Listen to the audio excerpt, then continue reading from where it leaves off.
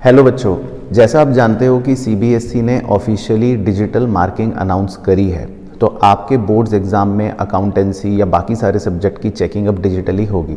तो बच्चों के मन में बहुत सारे सवाल थे कि सर ये डिजिटल मार्किंग आखिर होती क्या है, स्टेप मार्किंग होगी कि नहीं होगी, क्या हमारे मार्क्स इसमें कटेंगे या ज़्यादा आएंगे, या हमारे को इससे फ़ायदा होगा या नुकसान होगा। तो ये सारी चीज़ें मैं आपको इस वीडियो में क्लियर करूँगा और आपको बताऊँगा कि आपको अब किन बातों का ध्यान रखना चाहिए और इस चेंज से आप पर क्या इफेक्ट पड़ने वाला है, ये अच्छा है या ख़राब है।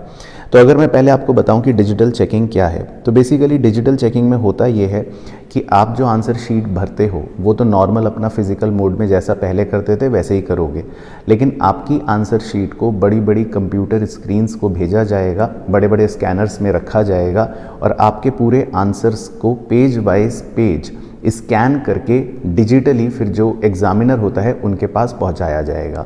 अब जो एग्ज़ामिनर है पहले वो आपकी शीट्स को मैन्युअली चेक करता था, आंसर देखता था, पढ़ता था और अपने मार्क्स लगाता था, लेकिन अब वही चेकिंग एग्ज़ामिनर अपनी कंप्यूटर स्क्रीन पर करेगा। कंप्यूटर स्क्रीन पर आपकी स्कैन कॉपी पूरी की पूरी खुल जाएगी और जो भी वो चेकिंग करेगा और मार्क्स फीड करेगा वो कंप्यूटर की स्क्रीन पर करेगा। तो इस चीज़ को हम डिजिटल मार्किंग कहते हैं, राइट।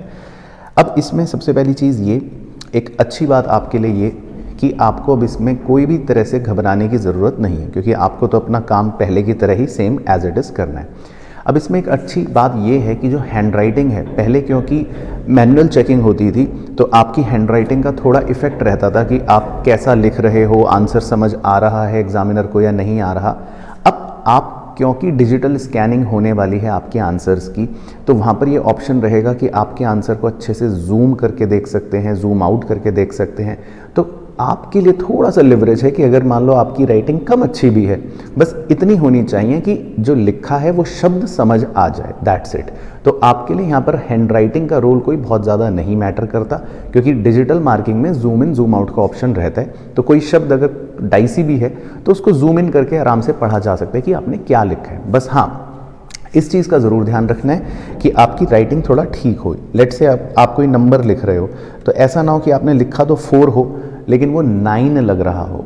तो अगर ऐसा होगा तो फिर मतलब थोड़ा सा प्रॉब्लम हो सकती है। तो वो मैं आपको बताऊंगा अभी कि आपको क्या स्ट्रेटेजी बाद में फॉलो करनी है। तीसरी चीज़ आती है इसमें स्टेप मार्किंग की। तो देखो, आपके लिए एक बहुत बड़ा पॉजिटिव यहाँ पर ये है कि जब डिजिटल मार्किंग सिस्टम फॉलो किया जाता है तो वहाँ पर आपको पता है कि जो आपका आंसर स्कैन होकर स्क्रीन पर रहता है वहाँ पर डिफरेंट लाइंस रहते हैं, जहाँ पर हर स्टेप के आगे एग्जामिनर को अपना नंबर फीड करना पड़ता है। लेट से हाफ नंबर या 1 नंबर या जो भी है हाफ नंबर। तो यहाँ पर आपके लिए सबसे बड़ा एडवांटेज ये है कि स्टेप मार्किंग तो अब होगी ही होगी। अगर आपका फाइनल आंसर गलत भी है तब भी हर लाइन के बाद एग्जामिनर को अपने मार्क्स फीड करने पड़ते हैं। तो लेट से अगर वो स्टेप गलत है तो वो 0 फीड कर सकता है, लेकिन अगर आपका वो स्टेप ठीक है, आपने फॉर्मूला लेट से सही लगाया या आपने मेन पॉइंट्स कुछ सही लिखे हैं, तो वहाँ का नंबर आपको मिलेगा। तो ये एक आपके लिए बहुत ही अच्छी बात है। तो मतलब अब आपको बिल्कुल घबराना नहीं है, स्टेप मार्किंग होगी भी और बल्कि बहुत ही अच्छे से होगी। पहले ऐसे लाइनें नहीं होती थी मैनुअल चेकिंग में, एग्जामिनर अपने मन से जितना कर रहा है, नहीं कर रहा, लेकिन अब हर लाइन के आगे एक स्लॉट मेंशन होगा जहां पर उसको मार्क्स फीड करने ही करने पड़ेंगे। तो स्टेप मार्किंग का आपको बेनिफिट ज़रूर मिल जाएगा। चौथी चीज़ आती है कि कैलकुलेशन के पहले मैनुअल एरर्स हो जाते थे। कैसे? या तो एग्जामिनर कॉपी चेक कर रहा है और कॉपी चेक करते करते या तो कोई आंसर चेक करने से ही छूट गया, या कई बार वो मैनुअल कैलकुलेशन कर रहा है, एडिशन कर रहा है और मार्क्स का टोटल फॉर एग्जांपल आपका बन रहा था 96, लेकिन एग्जामिनर ने गलती से 92 लगा दिया। तो ऐसी मैनुअल गलतियां हो जाती थी, फिर बाद में बच्चे परेशान होते थे।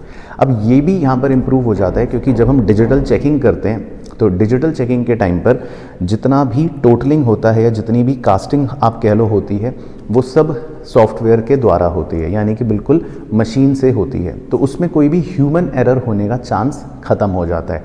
अच्छा, दूसरी चीज़, कोई भी क्वेश्चन अगर अनचेक्ड भी है तो क्योंकि हर क्वेश्चन का एक बॉक्स होता है जिसमें टोटल फीड करना पड़ता है एग्जामिनर को, तो वहाँ पर सारे क्वेश्चंस की सीक्वेंस बनी होती है तो कभी भी कोई क्वेश्चन अनचेक्ड रहने का भी स्कोप नहीं रहेगा, क्योंकि हर बॉक्स में एग्जामिनर को अपना इवेल्युएट नंबर जो भी है वो डालना पड़ेगा और बाद में कंप्यूटर उसकी टोटलिंग खुद कर देगा, तो कोई कैलकुलेशन का टोटलिंग का एरर होने का भी चांस नहीं है। और इसका एक सबसे बड़ा एडवांटेज ये कि बाद में अगर आपको अपनी शीट रीचेकिंग के टाइम पर या किसी भी रीज़न की वजह से अगर निकलवानी भी पड़ेगी तो आपको बाकायदा वो स्कैन कॉपी मिलेगी विद मार्क्स जो उसमें लगे हुए होंगे, तो आपको काफ़ी ईजीली वो पता लग जाएगा कि किस स्टेप में कितने मार्क्स मिले हैं और किस क्वेश्चन में कितने मार्क्स मिले और टोटलिंग जो है वो कितनी हुई है। तो इसके एरर्स जो है वो काफ़ी रिड्यूस हो जाएंगे, कम हो जाएंगे, तो वो भी आपके लिए एक बहुत ही अच्छी बात है। तो मतलब इन नटशेल मैं आपको बता देता हूँ, इस डिजिटल मार्किंग या चेकिंग सिस्टम से आपकी सेहत पे वैसे कोई भी फर्क नहीं पड़ेगा, आपकी तैयारी पे कोई चेंज नहीं करना, आपको आपकी स्ट्रेटजी पे कोई चेंज नहीं करना एज सच। लेकिन अब आता हूँ सबसे इंपॉर्टेंट और लास्ट चीज़ पर, 3 बातें बताऊँगा कि इस सिस्टम की वजह से आपको क्या करना अब इम्पॉर्टेंट है। अब पहली चीज़, आपकी जो आंसर शीट है, क्योंकि वो स्कैन होकर फिर उसके बाद एग्जामिनर्स तक जाएगी चेकिंग के लिए, तो जब हम अपनी कॉपी को स्कैन करते हैं तो वहाँ पर इंपॉर्टेंट चीज़ ये है कि जो भी आप फॉर्मेट्स वगैरह बनाओ तो आप फॉर्मेट्स थोड़ा सा अच्छे बनाओ पेंसिल से, क्योंकि जब हम पेंसिल से ड्रॉ करने के बाद स्कैन करते हैं तो वो काफ़ी निखर के खिल के अलग से दिखता है। दूसरी इंपॉर्टेंट चीज़ इसमें ये कि जो भी आप क्वेश्चन सॉल्व कर रहे हो तो क्वेश्चन नंबर थोड़ा सा बड़ा लिखो ताकि स्कैन में प्रॉपर नज़र आए कि ये कौन सा क्वेश्चन नंबर है ना। और थोड़ा सा राइटिंग मतलब फॉन्ट साइज़ बड़ा रखने की कोशिश करना कि बस वो रीडेबल हो, ऐसा ना हो कि 4 आपका 9 लग रहा है या कोई अल्फ़ाबेट कुछ और समझ आ रहा है, बस उतना आपको ध्यान रखना है। और कोशिश करनी है कि जो आप आंसर निकालते हो, अगर कोई प्रैक्टिकल पेपर है तो उसका जो फाइनल आंसर आ रहा है उस फाइनल आंसर को आप ब्लॉक ज़रूर बना देना, वो फिर स्कैन में अलग से नज़र आता है, मार्क्स देना बहुत इजी हो जाएगा। और फ़ायदा यहाँ पर ये है जो मैंने आपको ऊपर भी बताया था स्टेप मार्किंग का, क्योंकि डिजिटल मार्किंग सिस्टम में हर लाइन के बाद एग्जामिनर को अपना मार्क्स अलॉट करना पड़ता है, तो जितना हो सके आप स्टेप पूरे लिख कर आना एग्ज़ाम में। मतलब कोई भी स्टेप ऐसा मन में मत सोच के खा जाना कि सीधा पहला स्टेप लिखा और लास्ट का आंसर लिख दिया, अरे हो तो गया। तो क्या होगा कि अगर आंसर गलत है तो बीच के स्टेप्स के मार्क्स भी आपके रह जाएंगे। तो आंसर्स के पूरे स्टेप्स लिखना सो दैट आपको हर स्टेप के एडिक्वेट मार्क्स पूरे के पूरे मिल जाए, है ना। तो स्टेप्स अगर सारे लिख कर आओगे तो आपको फ़ायदा ही मिलने वाला है। तो आप अपनी तैयारी में बस इन बातों का ध्यान रखो, और जब एग्जामिनेशन शीट में करोगे सॉल्व तो थोड़ा सा बस कोशिश करो खुला लिखो, बड़ा लिखो, आंसर जौन सा है उसको ब्लॉक बना दो क्वेश्चन नंबर, और अपना मेन आंसर को एक बार ब्लॉक कर दो। और जितने भी थ्योरी सब्जेक्ट में जितने भी आप मेन पॉइंट्स लिख रहे हो उनको भी पेंसिल से या फिर उसको ब्लॉक बनाकर दिखा सकते हो, तो वो स्कैन में अलग से नज़र आ जाएगा, राइट। तो इन शॉर्ट आपको कोई भी घबराने की ज़रूरत नहीं है, आप बिल्कुल बेसिक मतलब आपके लिए सब कुछ बेसिक रहने वाला है, जो आप कर रहे हो वही करते रहो। बाकी डिजिटल मार्किंग सिस्टम से आपको फ़ायदा ही होने वाला है, अल्टीमेटली आपका नुकसान नहीं हो रहा, क्योंकि ह्यूमन एरर्स इसमें अब कम हो जाएंगे, राइट। चलो, तो ये था इस वीडियो में, बाकी मुलाकात करूँगा नेक्स्ट वीडियो में। आई होप आप अच्छे से अपनी तैयारी अब कर लोगे।